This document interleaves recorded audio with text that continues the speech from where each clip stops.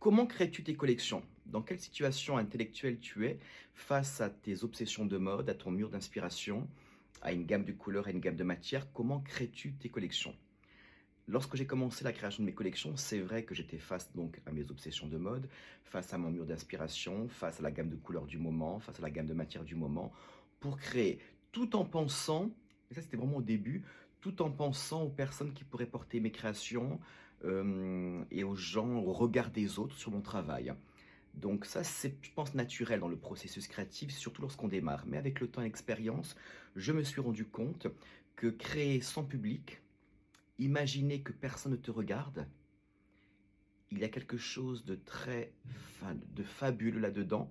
Parce qu'en fait, je me suis rendu compte que pour moi, la liberté commençait lorsque le regard de l'autre disparaissait sur mon travail créatif. Alors évidemment, après, un créateur, on a besoin d'être montré, d'être regardé, pour être acheté, vendu, produit livré, etc.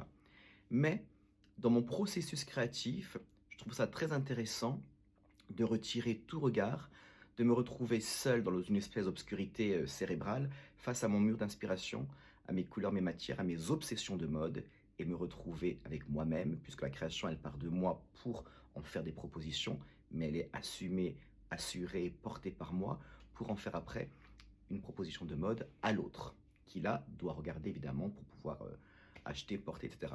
Mais la partie infime, la petite partie de la création qui est vraiment le démarrage d'une collection, je trouve que créer sans public, d'imaginer que personne ne te regarde, ben, la liberté elle commence lorsque le regard disparaît. La liberté elle commence à ce moment-là, la liberté créative.